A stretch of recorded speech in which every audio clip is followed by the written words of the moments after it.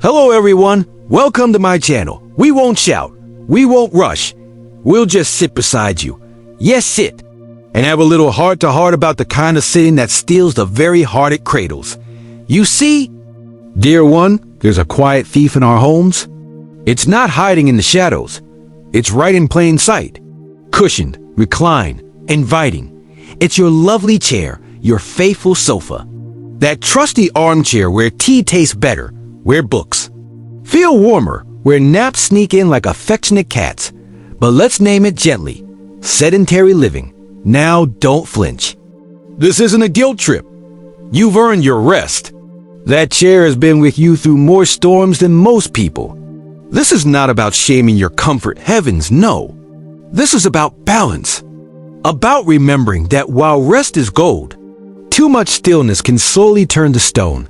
Let's be honest, sitting has become our default mode. We sit to eat, sit to chat, sit to relax, sit to worry. We sit while thinking about moving. We sit while watching shows about people who move.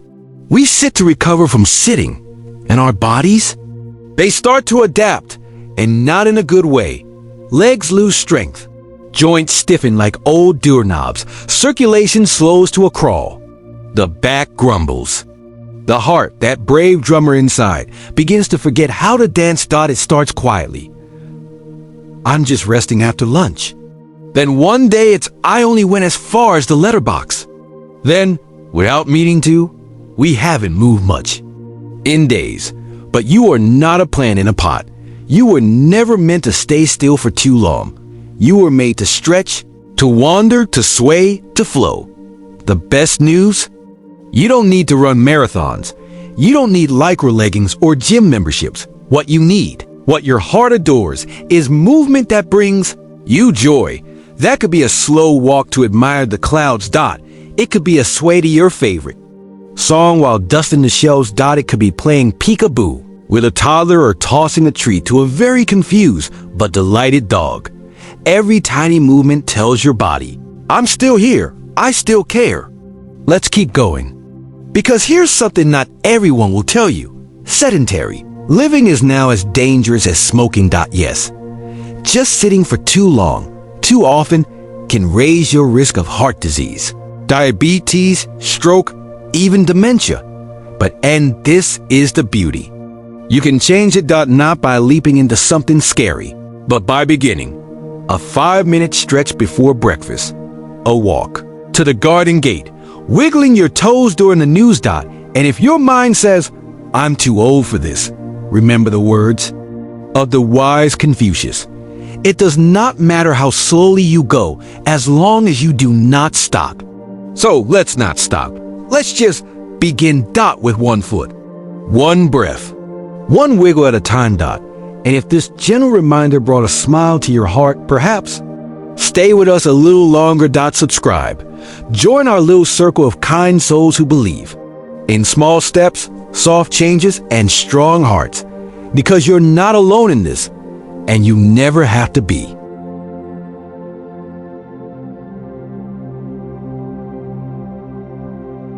Let's take another little stroll. Not with our feet just yet, but with our thoughts. Close your eyes for a moment, unless you're walking, in which case do be careful.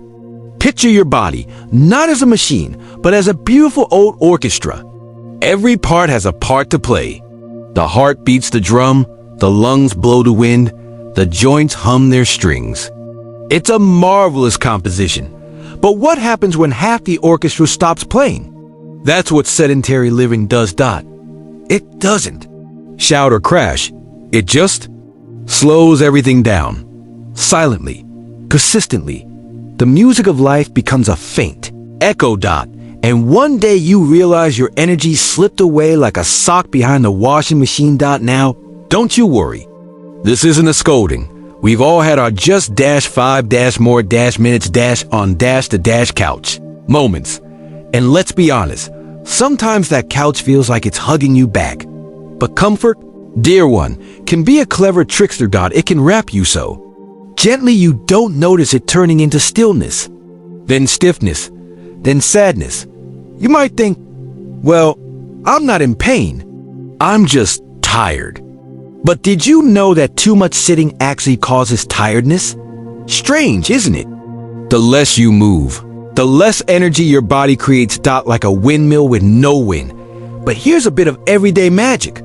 The tiniest movement, a neck roll, a foot tap, a kitchen twirl, sends a message to the whole system. Wake up! The music's back on. And that little stir can lift a foggy mind, loosen a stiff hip, even brighten a mood that's been sitting in the shadows for far too long. Let's talk about joints. Those faithful hinges of ours. When we don't move them, they send in the cobweb team. Not actual spiders. Thank goodness. But tightness, dryness, and the creakiness of an old cupboard door. But stretch those joints gently, and they remember their song. They whisper, "Ah, yes, this is what we were made for." Now, don't panic. You don't need to invent a fitness routine. You don't need to follow some influencer with eyebrows sharper than their squats. You just need tiny rituals. Stand and stretch each time. You boil the kettle. March in place during the telly ads. Swing your arms while you brush your teeth. Dance a little when your toast pops up. Bonus points if you make the toaster your dance partner. These are not exercises. These are love notes to your body. Because when we move, we're not just keeping the blood flowing, we're sending a message to ourselves. I'm still here. I still matter. And oh, you do. You matter more than you know. So here's your gentle homework. Pick one movement today and make it yours. A wiggle, a stretch, a walk to the window and back. Make it yours and make it often. This journey's just begun. We're walking it gently together.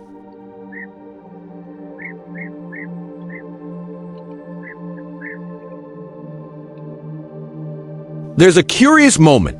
Maybe you felt it when the body says, enough. It doesn't shout. No, our bodies are far too polite for that. Instead, they whisper through stiff knees, a sore back, a puff of breath from simply tying a shoelace. They hint through forgotten stares and dropped items that suddenly seem awfully far away. That's the day the sofa wins. Or rather, that's the day the sofa becomes a trap. And not because you're lazy. Goodness, no. You've lived 1,000 lives in this one. Raised people, weathered storms, cooked, cleaned, comforted, built things, broken things, started over. You've earned every bit of rest, but somewhere between a little rest and just one more episode, something sneaky slipped in. Stillness became habit. Habit became hesitation. And soon, the world began shrinking. Not out there, but in here. Do you remember how wide the world once felt? From the garden gate to the market square, from Sunday walks to spontaneous dances in the kitchen, movement wasn't a task. It was life. But when we stop moving, the body assumes we don't need the world anymore. The muscles say, she's done lifting now. The lungs go, let's take it easy. Even the balance starts fading quietly like a light left on in an empty room. But what if I told you you can reclaim it? No, really. The world doesn't disappear. It just waits. Every time you rise up from that soft, persuasive sofa, you tell your legs, not today, dear cushion. I've got living to do. And you don't need grand gestures. Lean on the counter and lift your heels. Do a slow toe touch while the tea brews. Sway to your favorite song, the one you played too loud in the 70s. You know the one. Walk to the window, wave at the tree. It misses you too. These small things, they count. Because movement, even the smallest kind, rewrites the story. It tells your brain, we're not done. It tells your heart, keep the beat going. It tells the world, hold on, I'm coming back. And here's the best part. You don't have to do it alone. Each time you move, think of the quiet community of others, just like you, who are also rising from their chairs. One wiggle at a time. We're out here, shuffling, stretching, dancing badly, walking slowly, but walking still. This isn't about adding years to life. It's about adding life to the years. We already have Dot, and trust me, your sofa will understand.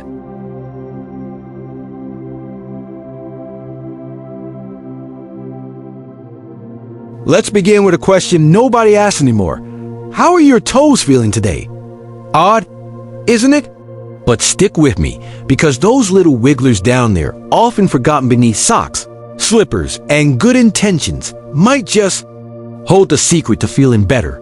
You see, when we move our bodies, even just a little, we're not just shifting muscles or getting blood flowing. We're stirring something deeper.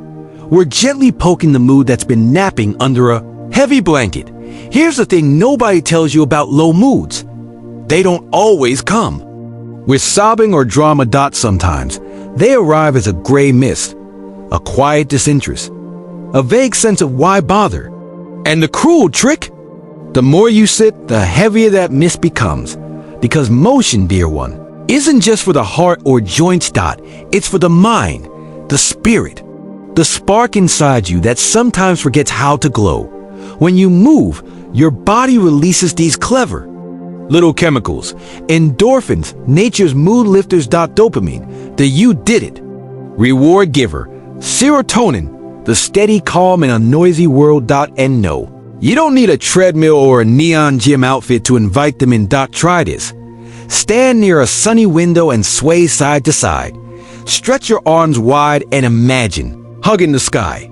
Take a deep breath, lift your heels, and tell your toes, today we rise.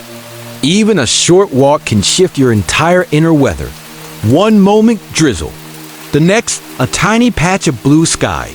And the magic is this: the body doesn't wait for your mood to improve before helping. It just acts. And in doing so, it says, let me carry you for a while. You don't have to smile first. You don't have to feel strong first.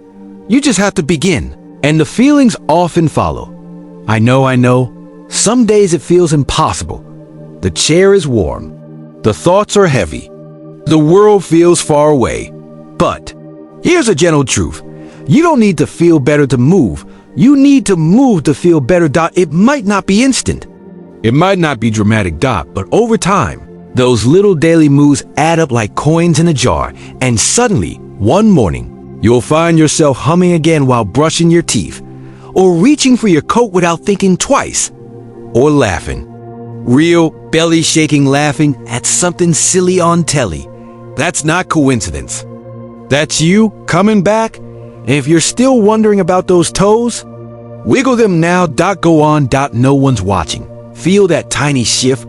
That's life moving again. And if this little chat has made your heart sit up straighter, maybe your toes wiggle with more pride. Why not subscribe?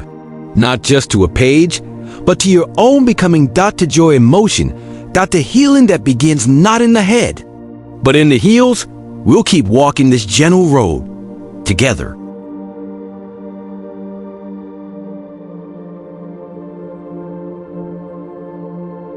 Let me tell you a story. Not a grand one, no fireworks or dragons, but one that begins in the hallway of an ordinary home. There stands Margaret. She's 80-3 in one hand, biscuit in the other, listening closely as her grandson shouts from the lounge, "Nan, come dance with me." Now, Margaret hasn't danced in years. Not since knees went stubborn and hips got opinionated. But she smiles. Because dancing, like walking, gardening, even standing up to answer the door, isn't always about movement. It's about meeting. It's about saying, I'm here with you. Movement, you see, is never just physical. It's an invitation. To connection, to laughter, to shared moments that glue hearts together better than any old photograph. When we move, even a little, we send out signals. Alive. I'm part of this moment. I still matter. Think of it. A walk with a neighbor becomes a chance to swap stories. Stretching in a park turns into a wave from a stranger. Watering plants invites a chat over the fence. Helping a child tie their shoelace becomes a lesson in love. And here's the tender truth. As we grow older, the world can begin to shrink. Friends move. Family gets busy. The house grows quieter. but movement reopens doors. Literally and figuratively. It gets you outside. To the post box. To the bakery. To that bench where someone might be sitting, waiting, hoping for company too. Even small shared motions, sweeping the floor together, reaching for a can of soup side by side at the shop, are tiny dances of community. We were never meant to move alone, and yet too many do. But what if we changed that? What if we started seeing every stretch, every shuffle, every walk around the garden as a little act of rebellion against loneliness? Because the body remembers togetherness. It remembers holding hands during a stroll, rocking a baby to sleep, hugging a friend for just 1 second longer than necessary. And movement, especially share, brings that memory rushing back.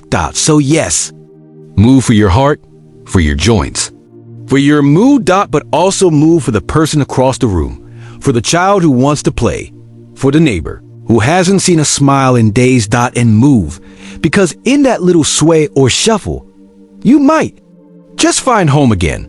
We're not just lifting legs here. We're lifting loneliness. One tiny joyful move at a time.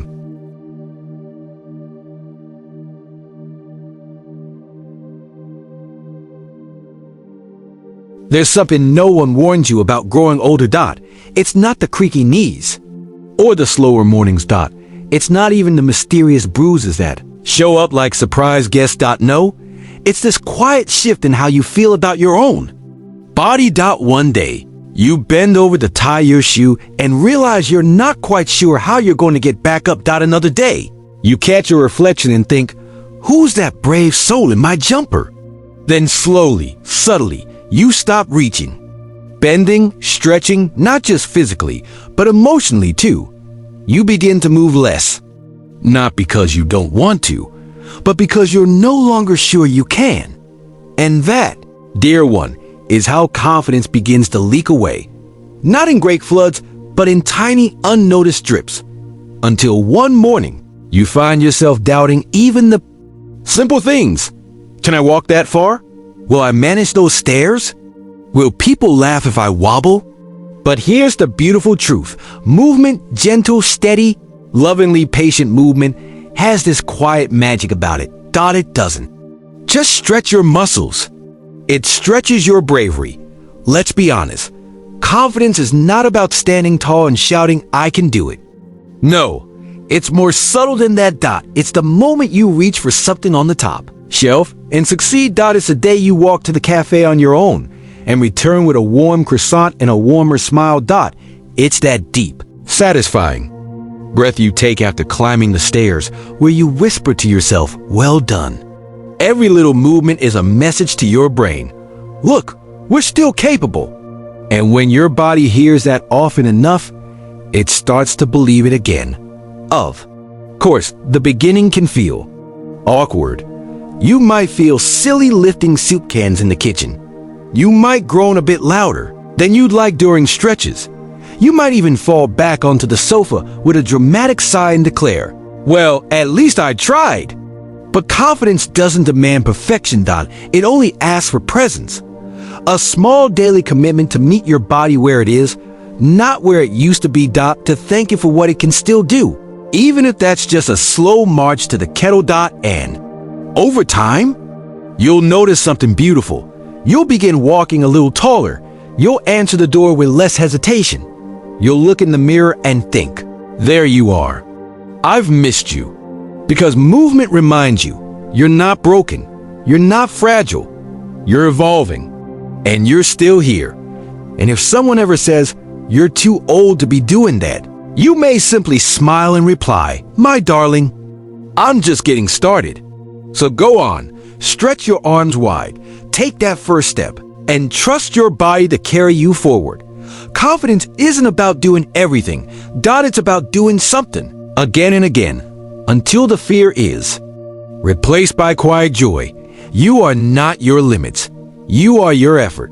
And effort, dear friend, is always enough.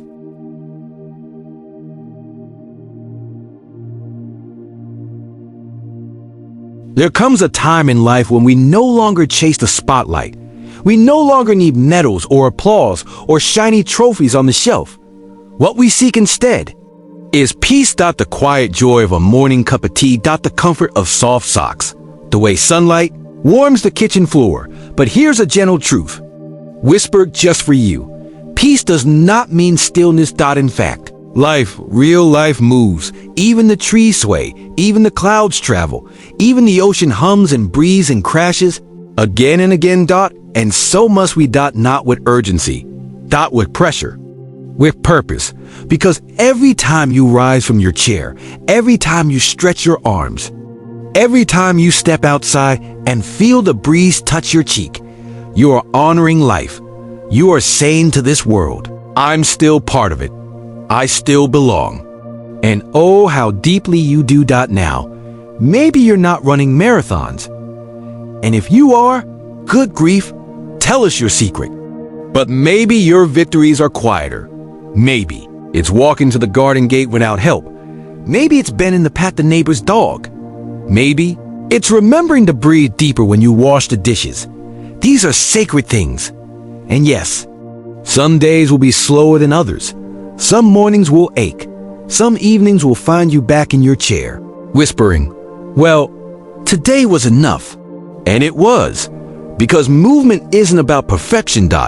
It's about staying in conversation with your own body, even when it's grumpy, even when it groans, even when it creaks like an old floorboard in a storm. Your body is not your enemy. It is your lifelong home. It carried your laughter. It weathered your losses. It built memories into your bones. So we move, dear one, not to punish it, but to thank it. To say, I'm still listening. I still care. I still want to live well, even now, especially now. And as we do, something gentle begins to return, a sense of rhythm, a little sparkle in the eyes, a quiet pride that says, I may not move fast, but I move with grace. So wherever you are reading this from, whether wrapped in a blanket or pottering near the sink, know this: every stretch, every shuffle, every brave little move forward is a love song to your life. And if that's not worth celebrating, what is? So go on. Put on a good song, dance a little in your slippers, wave your arms like the trees in the wind, and laugh, even if only your houseplants can hear you. Because in this life, we're not racing, we're gliding, we're swaying, we're learning. To let joy be the destination and movement, the quiet road that leads us there. As the great Mary Oliver once wrote, tell me, what is it you plan to do with your one wild and precious life? Perhaps the answer, dear friend, is simply this: to keep moving, gently, gratefully, joyfully, through every golden day I'm given. Thank you so much for joining us on this gentle journey towards a more active and joyful life. If this story has touched your heart or inspired even the smallest step forward, please don't forget to like, comment, and share it with your friends. And family. Your thoughts and experiences mean the world to us. So please leave your comments below and let us know how you stay moving and smiling every day. And of course, if you haven't already, please subscribe to Senior Smart Living to stay connected with more stories, tips, and gentle encouragement designed just for you. Together, we're building a community where every senior can live smart, live strong, and live well. Thank you again for being part of this. We appreciate your support, your kindness, and your wisdom. Remember, your journey matters, and we're here with you every step of the way. Stay well, stay moving, and see you in the next video.